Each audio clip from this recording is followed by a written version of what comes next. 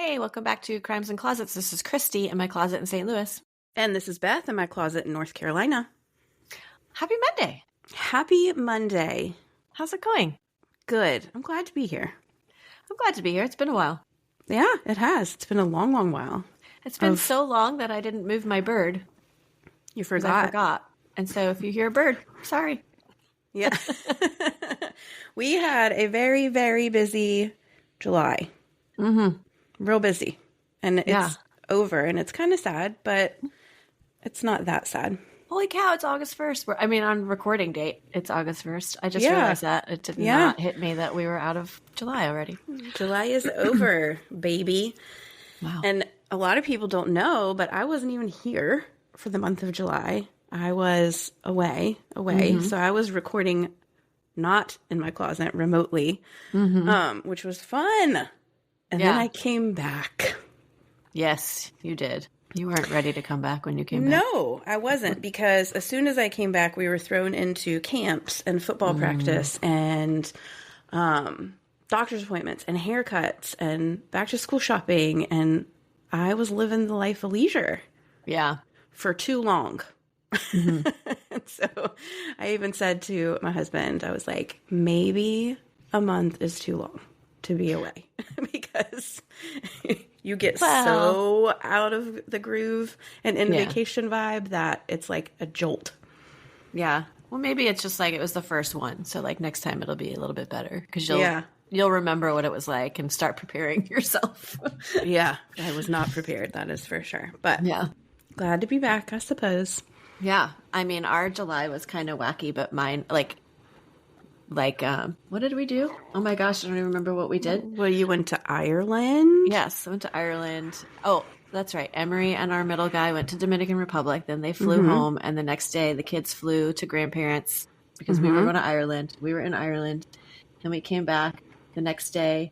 2 days later, Emery flew to Paris with our little guy for his 10th birthday trip for the Olympics. For the Olympics, so fun.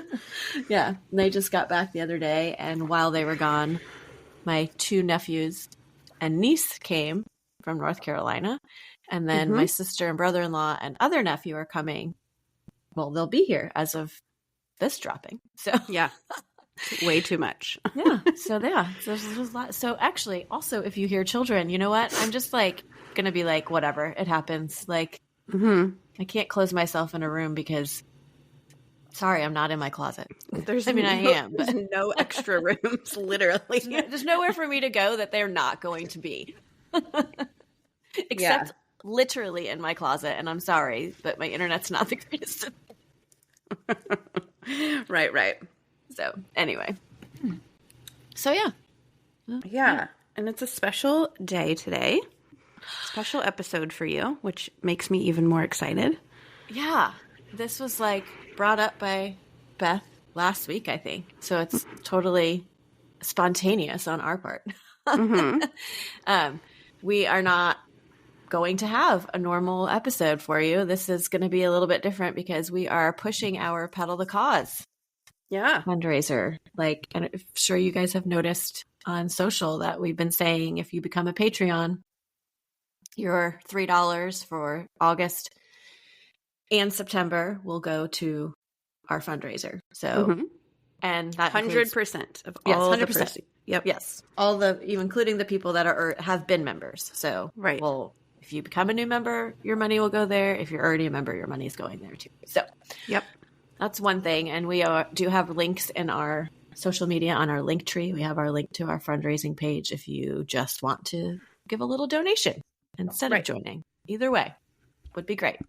Yeah, both sites are on there. So yes, if you want to join our team and come and ride in it, if you're in the St. Louis area, can't you do it virtually too? Isn't that an option? You can just like sign up to ride and raise money.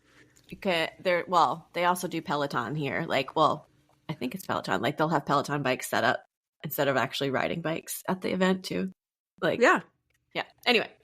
So we'll be together. I'm coming. I booked my flight. I will be there. Yes. Woohoo! Yep. And you can also like make up your own thing. I think like one of the options was like raise money and just like if you wanted to run, if you wanted to walk, if you wanted to whatever. Like I feel like that was one of the options when you signed up. Maybe I could be making that up though. Anyway, there's multiple ways of joining the cause. Mm-hmm. And actually what's really cool is they do a lot of things in this area. So on August 2nd was a Taste the Cause event, and tons of restaurants in the area participate, and the proceeds go to Pedal the Cause too. So go out to eat, order out, whatever, that day, everything goes, which is kind of cool.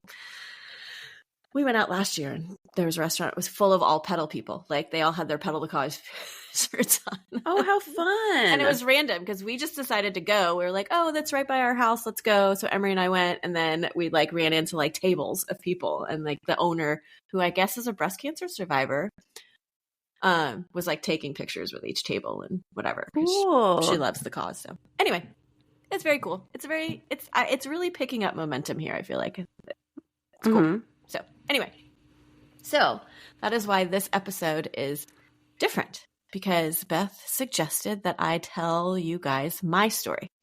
Mm-hmm. Which, I mean, I love telling, but right now makes me very uncomfortable. Why? In this moment, because I'm like, I didn't prepare anything. Like, you know, I'm like usually reading from a screen, like the whole story. And like, now I'm just going to be like, so, hello. Yes. My name is Cristy, and I am a cancer survivor. Woohoo! Yeah, exactly. And like telling it as if I'm sitting down, you know, like you, and telling you maybe that's how I'll treat it. Like I'm telling you, like you don't know any of this for the first time. Okay, I'll do Even though you've heard it. Yes, I won't be able to help myself to interject. But well, you should. You should, because you might be like, oh wait, you forgot. Yeah. So anyway, okay. So should I just get started? Well, I do want to say first why I want you to tell this story is because as your friend, I'm going to cry. Don't do that. I so respect the grace that you have and the way that you handle it and the way that you tell people about it and the way you live your life is so, I respect it a lot. And I love you to pieces. And I'm just so proud that you're 20 years in. And anyway, see, I told you I'm going to cry. So that's why I want you to tell the story, because I think everyone, literally everyone, we can say that with 100% certainty, has been in some way affected by cancer. Whether it's been a family member, personally, a spouse, a child, a friend, everyone has been affected by it. And so it's relevant to everybody. Yeah. And I think that our listeners will care about your story and how you got to this place, and it will like inspire them in some way or humble them in some way or make them feel not alone, or, you know what I mean? Like, yeah, I think it's important that you tell the story. Well, I appreciate that. To the people that care. I do appreciate it. You're making me cry. My nose is running now. I know. I'm sorry. Me too. I'm always like, I don't know. I had like the easy cancer. Like, you know, like I feel bad for the people who are really in it and literally fighting for their lives. You know, like I feel blessed that, I had to fight it, but like, you know, not to the extreme that some people do. And so sometimes I just feel like, I don't know, like a cancer survivor is like, I don't know. I say I am, but like, you know what I mean? I'm just... I know, but it definitely affected the rest of your life, which you will get to. But it had a huge impact. So it's not. Right. I'm not like trying to downplay it. I'm just saying like the path that I went was thankfully an easier path than a lot. So anyway, so we'll just get right into it, I guess. Okay.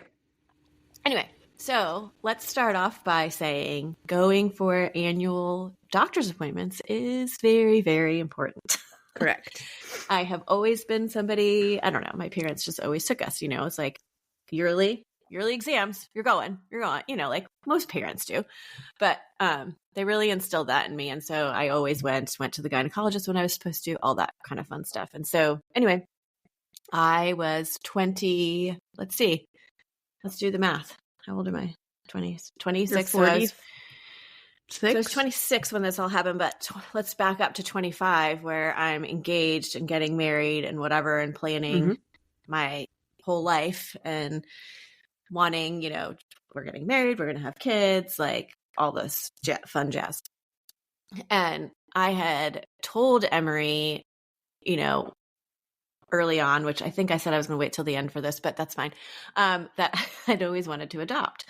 And we had this like whole conversation about it. And he was like, well, yeah, that's cool, but I really want to have my, own biological children. And I was like, well, I do too. That's also what I would like to do. But also we should add this down the line. And he was like, oh, well, we'll see. He was not really that on board with it because I don't know, just that's something different. It does not for everyone. So, it was just a conversation that we had had.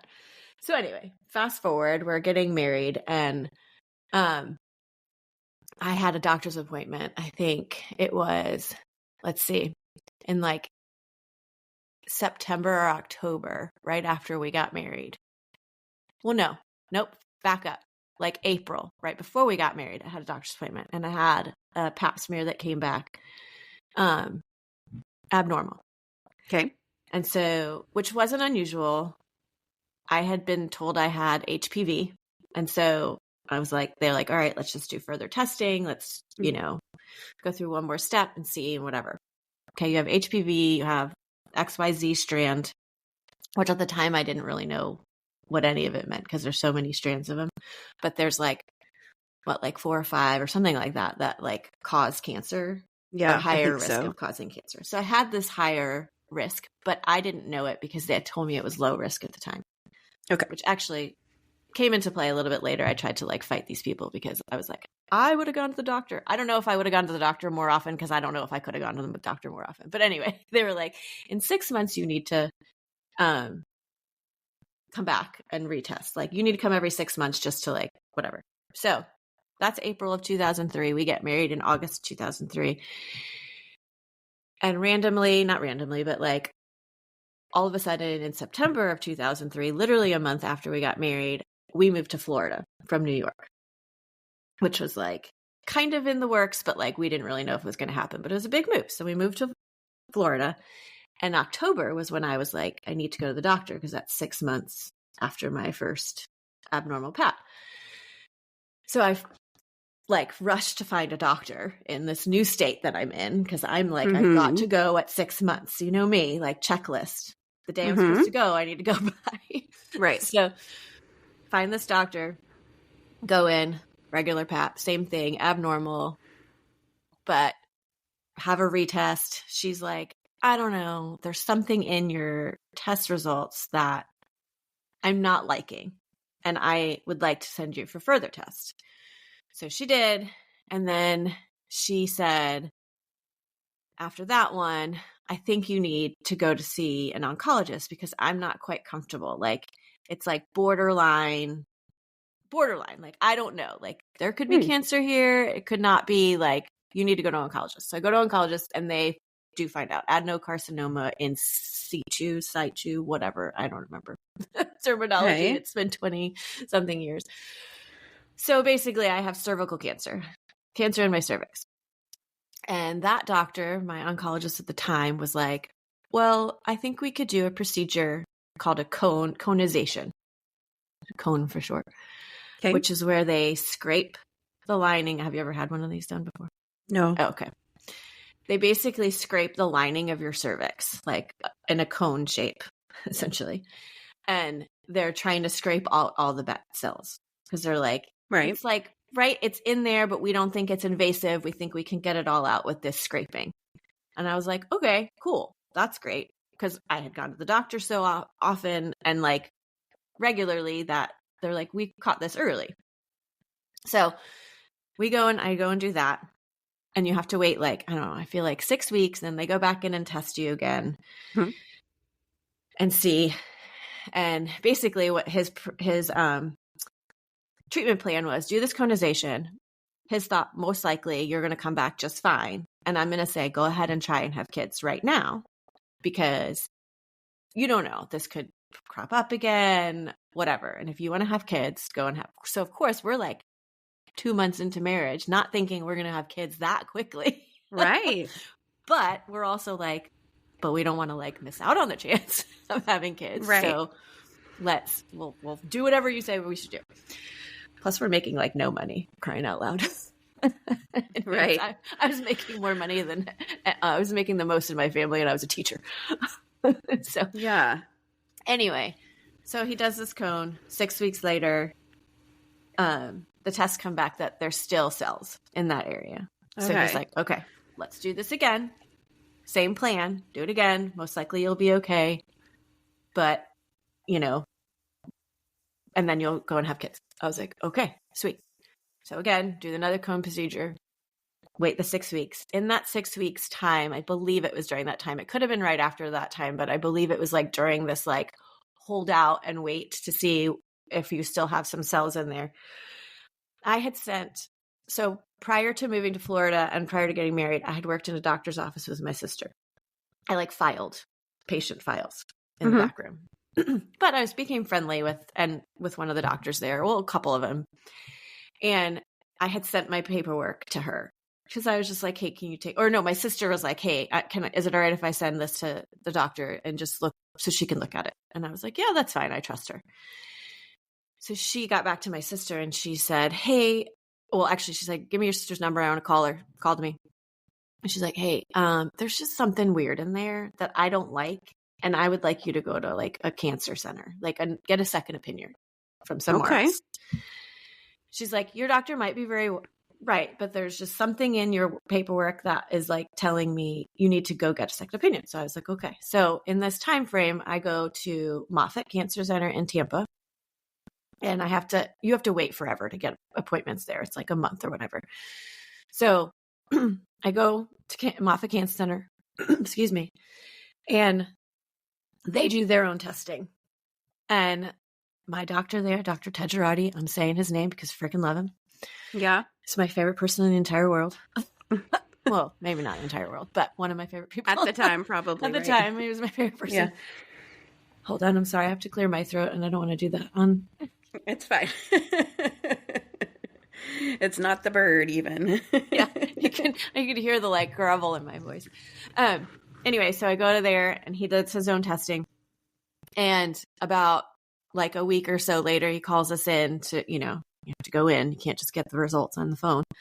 And he's like, you've got cervical cancer and it's pretty aggressive. And I brought your case up to, they have like a board, like that, discusses certain, well, maybe they discuss all cases, but they discuss cases and decide like, what's the best treatment plan. And it's everyone's opinion that you need to have a hysterectomy immediately. Oh my gosh. And he was like, and I hate telling you this because you're 26 years old. Yes. Newlywed. Yeah. And he's like, and what your other doctor was not doing anything wrong. He was trying to preserve your ability to have children, which was fine. He didn't like put you in danger or anything. But I don't think that these cones, cone after cone after cone, is going to do anything. I think it's growing too fast and going in. So we need to hysterectomy immediately. So, of course, you look like you were going to say something when I said that. No. Okay. Sorry. I can't imagine the shock and the fear. Yeah, it was a lot because clearly I'm in this zone of like, oh, I'm still going to be having children. And now you've just taken that away completely. Like there's no chance. Like you can't have kids without all that stuff in there. Right. So yeah, it was a lot in that moment. Clearly, I'm not saying that I've never gotten upset about it. Yes, I have. I've cried my eyes out. I'm tearing up now thinking about it. You just want to know what a child would look like between Emery and I. Well, I do. Maybe you don't. Anyway, so that's something that I think about every now and then, but really, why I'm crying now, I don't know, because it's not something that bothers me all the time. Every now and then I'm like, well, what would that have been like? Right. But of course, at that time, that's like all we're thinking about. Like, whoa, okay, we're not going to have biological children. Right. So, okay. So 2 weeks later, I have a hysterectomy. And wow, that's fast. It was really fast. And it was August 8th. Nope, April 8th. 2004. So we had gotten married on August 9th, 2003. So it was less than a year after we had gotten married. Mm-hmm. And it was 3 days after my 26th birthday. My gosh. And the day after we signed papers and bought our first house. The day after. Wow. Yeah. I think it's important too to bring up like the physical impact of it too. It's like not only is this emotional thing happening to you and your whole entire life is being reorganized and, you know, like the picture of it has just changed drastically. Yeah. Mm-hmm. But also there's so much physical, like medical stuff that goes into having a hysterectomy and dealing with like the imbalances and the changes and just surgery in general. Like that's a huge shock to anybody's system, especially a young woman. Yeah. Like I can't imagine. Yeah. Yeah. Well, for sure. Like, well, part of it was I had this surgically implanted catheter in my side for, gosh, I don't know how long it was supposed to be. I think I had it for 2 weeks. Mm. So I've got this bag hanging from me. I didn't have to have the bag all the time because clearly they wanted me to go to the bathroom and I was able to go to the bathroom. But it was like just in case my bladder couldn't handle it. So like at night they wanted me to like keep it on and whatever. Because you had to be, this was weird. You had to be able to go to the bathroom for like a certain amount. They would measure your milliliters or whatever before they would take it out. Yeah, cooking. So, okay, so just circling back though, like this was the day I said it was the day after we signed our papers to buy our first house. So we did that because we were trying to buy a house at the time when all of this was happening. And we had found one.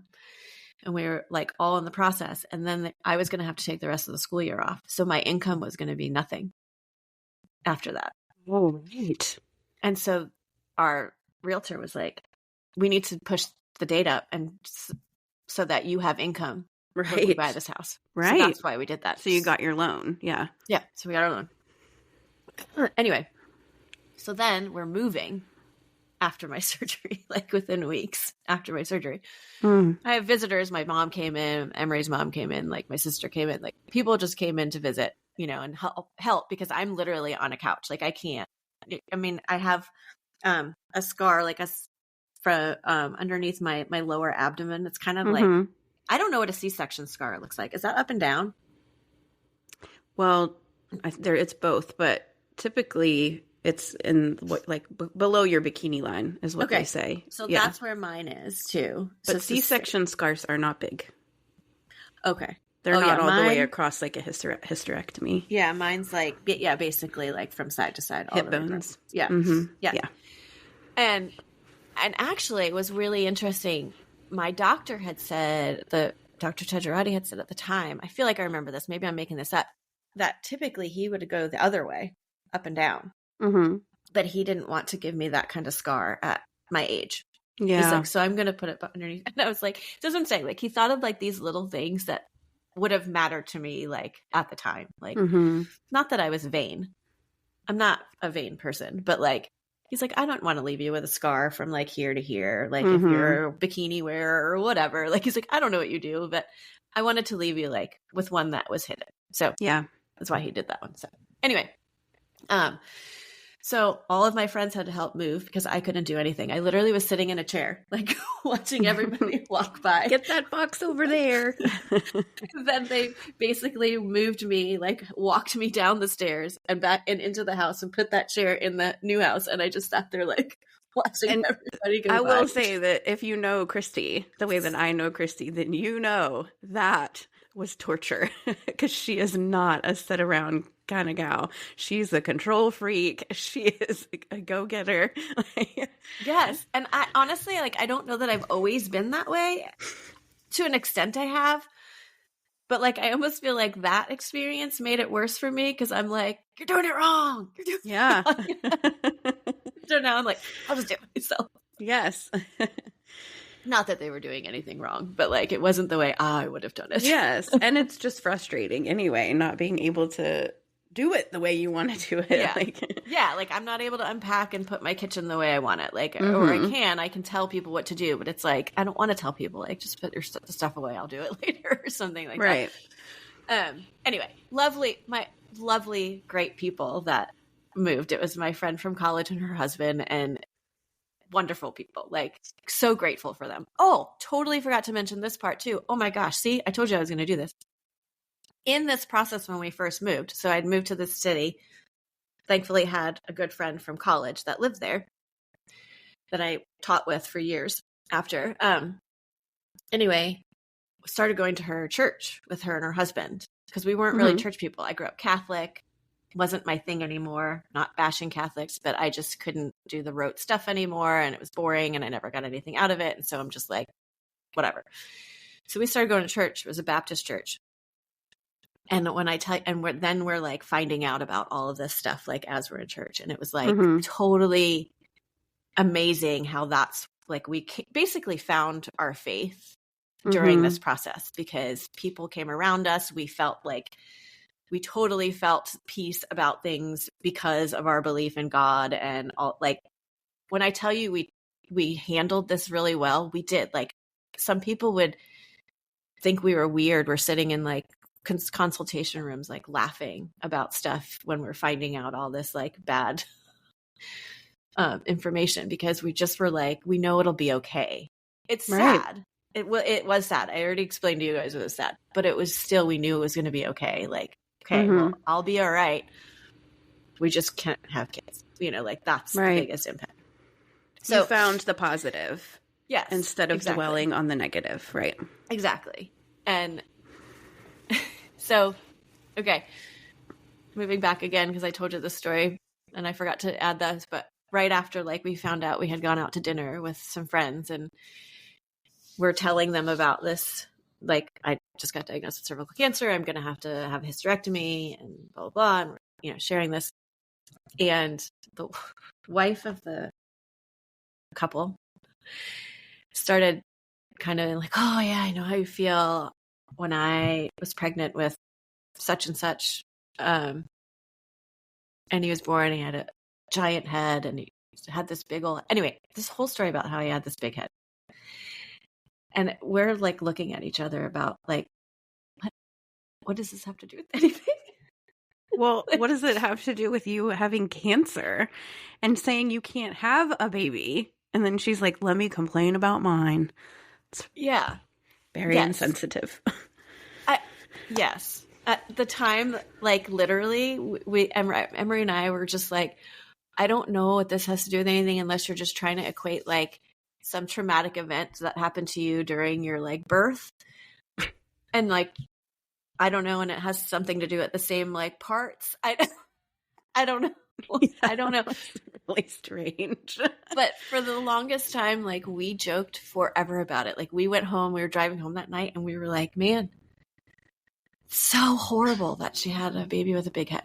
Like, it's a terrible thing. I can't believe it. But you know what? I'd take a baby with a big head right now. Yeah. As a matter of fact, I would just take a head and like carry that head around so really proud. Wouldn't be that bad. That's what I'm saying. Like, we were kind of like morbid, but like stupid and like silly because we're just like, we have to laugh about it because we could just sit here and cry all the time, which is fine to do too for some people, but it wasn't for us. And so like we were laughing and like making light of things that were, anyway, it is interesting. So, yeah, well, you're better be glad I wasn't at that table because I wouldn't have been laughing. I'd have been like, girl. I was like literally speechless. I think I just sat there like. Yeah, I would be like, can we step outside for a minute, ma'am? You and me? Same, lady. Have a little chat. Anyway, so for like years, it would be like, can't wait to hold that baby head. Yeah. Big baby big head. Baby head. It's going to be so big. Okay, so anyway. So yeah. So we find our faith. We're going to church. Like, overwhelmingly, it makes everything so much better. Not that I'm trying to push religion on anybody. Like, I've definitely had my ups and downs with it over the years too. But like at that moment, it was what we needed and we found solace in it and it was great. Okay, so I have my hysterectomy. I've got the, what did I call that? Catheter bag thing on me. Mm-hmm. Which, by the way, I had a hard time walking with. Every time I stood up straight, it burned. Ooh, when I gosh, that's terrible. In my lady area. And so I learned to walk hunched over forever. And so bless your heart. Walked into my doctor's appointment and they were like, why aren't you able to, you should be walking standing up, because they thought I was walking hunched over because it hurts, I was pulling my stitches, and they're like, you should be standing up by now, this isn't good. And I'm like, no, I can, this thing burns and I don't want to feel that burn. And they were like, what? So they tested my levels and they were like, we can take it out today. They were going to wait another week, but they took it out early. So anyway, that was just a fun little. And the burning immediately went away? Yeah, there was no burning. I walked out. I walked in hunched over to that doctor's appointment. I walked out standing up straight because it was wherever that was placed for what I don't think they know why it was burning, but it was burning. It was weird. So anyway, everything, my post-op went well, all that, I was healing just fine. I will say that I did go through some hormonal changes. Okay, so I had a radical at the time, what's they call it, radical hysterectomy, where they took everything but my ovaries. Mm-hmm. So, because when they went in, they said, we will check your ovaries. If there's anything suspicious in there, we'll take them. Mm-hmm. But if it doesn't look like they're affected, then we're going to leave them, because otherwise we throw you into menopause at 26. Mm-hmm. Right. So I still have my ovaries. They're still there. And everything was fine with those. So then post-op was fine. And then in June, they were like, depending on your results, because they take the margins, they take, tissue from surrounding where they took out, and then they check some lymph nodes and whatever. And as long as you have nothing in your lymph nodes and nothing in your margins, then be on your merry way and come back every 6 months for the next 5 years. And we'll, your 5-year survival rate is 90, I don't know. It was ridiculous percentage. Mm-hmm. So in June, I got that phone call that my margins were all clear, no further treatment needed, and just go on with your life and just come in every 6 months. So that's what I did. And I've had abnormal paps since, but every time it's they go for further testing and it's nothing.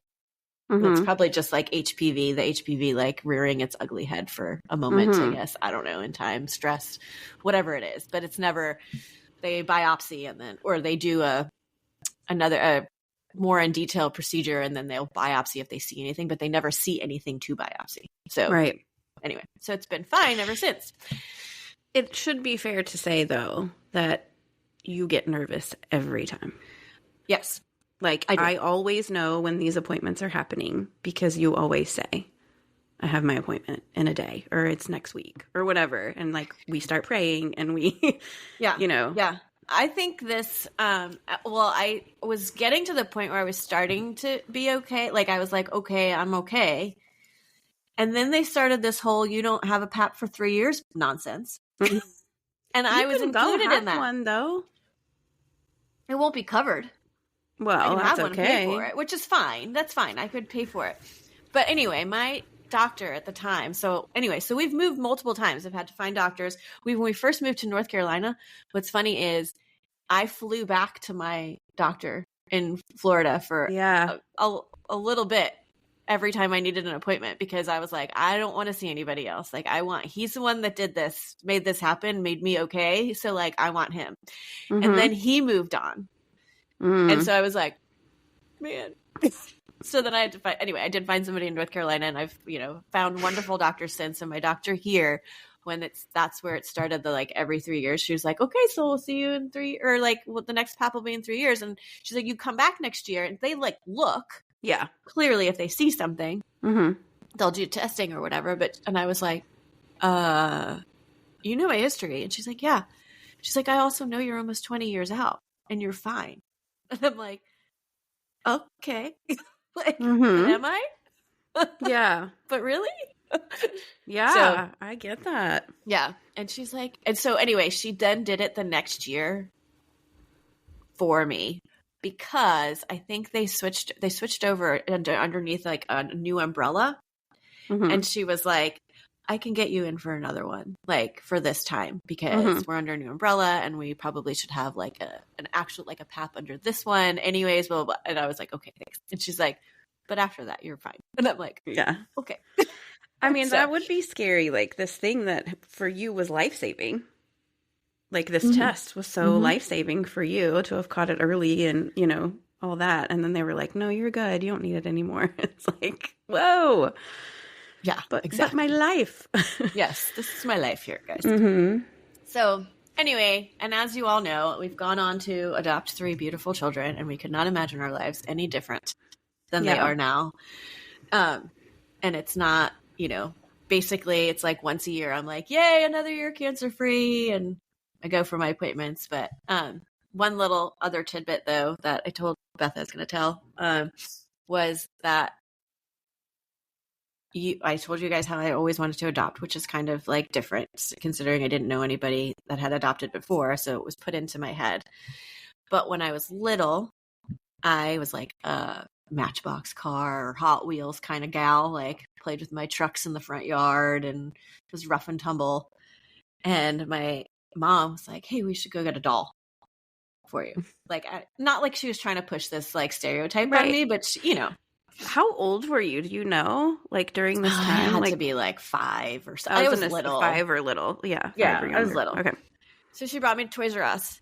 And like at the time, I have no idea. I remember all the dolls were like up on a wall. So like they were like strapped to the wall. So you just be like, oh, which doll? They were. What in the world was that about? Toys R Us, what is that? It's giving like the Handmaid's Tale vibes, where it's like the women hanging on the wall. Oh my God, what in the world? I thought I was like making this up in my head that this is. I remember looking up at the wall and being like, which doll do I want? This has not entered my mind in 30 plus years, 40 years probably. And then I'm trying to remember, like, did you have to ask for it, or were they right there? And why was I not just looking at the dolls in the box? Or maybe because the boxes didn't have like the clear film, maybe? I don't know. I don't know why. I have no idea. It doesn't matter. If anybody knows the answer, just let me know. But anyway, so I'm looking at this wall of dolls. And I was like, Mom, I want that one. And she looked up, and it was a black doll. And she's like, are you sure? Not because my mom was trying to steer me in any direction. She was just like, are you sure that's the one you want? There's like a ton of them it's literally probably like the only black one that was on there, truly. And I was like, yep, that one. And that is the doll that I carried around forever for like ever and ever and ever. And it was my favorite doll in the world. And I like to say that it was foreshadowing my future, that I was going to be carrying around my little black babies. Yeah. I think that's a really interesting story. And it is true that God does prepare you without you knowing. Yes. I have said that. Like little things throughout life have like, I was preparing me for what my life was going to be like. And I had like, you don't know that at the time. At the time, I'm just like, I like to be different, and that doll's different, and I'm going to take it. So anyway, whatever. And then like the whole adoption thing, it entered my mind. Why? I don't know. Because like I said, I don't even know how I heard the word adopt. Right. Literally, I have no idea. I don't remember that part. I just remember always having this like, I want to adopt a kid when I was little. So anyway, I don't know. And then like us finding a church, like right when all this is happening, to like help us get through, because like that was like a blessing too. Like we had this like church family, and like people sent us meals. We had like meals forever because I wasn't able to like cook. So like they were bringing meals, like, you know, we do like meal trains for people who have babies. Like they were doing that for me. And like, it was amazing. Like the community and support. Yeah. All of it was just amazing. And now I'm 20 years out, and we're riding bikes.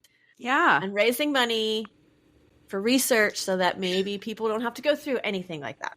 Right. Someday. A world without cancer. That's what their logo says. Yes. I have like their, what do they call it? Not tagline, but yeah. I mean, essentially, yeah. It's their motto or motto. Whatever. Yeah. That's what I was looking for. Tank top that Emery got me last year from it, that it's the back of the tank top says a world without cancer. Yeah. Yeah. So wouldn't that be amazing? Yes. And then we also have this friend who is here in St. Louis who raises a lot of money for it, because her husband just passed away a little over a year ago in April from pancreatic cancer. And he was patient 0 on research that's being done right now on a possible cure, and it was working for him. Mm-hmm. And because of money that she has raised and because of money that Pedal the Cause has raised, there are now more people in trials for this to hopefully get this rolled out from this guy, Dr. Lim, I think, in the cancer center here. So yeah, anyway, it's amazing. So yeah, so come on, people. Yeah, we need it. Come support us any way you can, even if it's just emotionally or sending a message or saying a prayer or a blessing or telling someone about us so that they can come and listen and join us. All the things. Yeah. Everything you guys do to support helps us so much. And we appreciate you so much. And I appreciate you, Cristy, for telling your story and being brave. I appreciate you. And being my friend. I appreciate you giving us this idea, or giving me this idea. Like, yeah, I appreciate that. Yeah. It's impactful to me, and I know it will be to other people. So, but it's very brave for you to be so candid about it and honest. And it's just who she is, guys. This is her. This is my girl, my Cristy. That's why she's so amazing. So I'm glad that, we took the time. And yeah, a world without cancer. That's what we want to do. We support lots of causes. We support criminal justice causes, cancer causes, all the things. Yes. So it's not a crime. Definitely still a little bit of a heavy episode with a happy ending, which we don't ever get as happy endings on this podcast. And so we have one. And if you're battling cancer, you're not alone. We love you. We want better for you. We want you to be healthy. And that's why we're doing this. That's why Cristy does this. Her and her husband are very, very involved in this organization. Really, any cancer organization speaks so close to their hearts. So anyways, okay, we love you. Thank you for joining us. We will be back next week for a crime episode and all that stuff. We're gearing up for Serial Killer September. Please come join our Patreon if you want to hear more of us. We're doing survivor stories in September. This is a good kickoff kind of to that, or because Cristy is our in the closet survivor right now. Not of a crime, but you know what I mean. So it's a good time, and all those proceeds are going to go to this cause. So please, please, please, if you've thought about it, if you've kind of thought about it, if your mom has thought about it, if you have thought about giving a gift to your sister and joining for her, now is the time. August and September. So come do it. And always remember, the world is scary. People suck. Cancer sucks. Hide in your closet.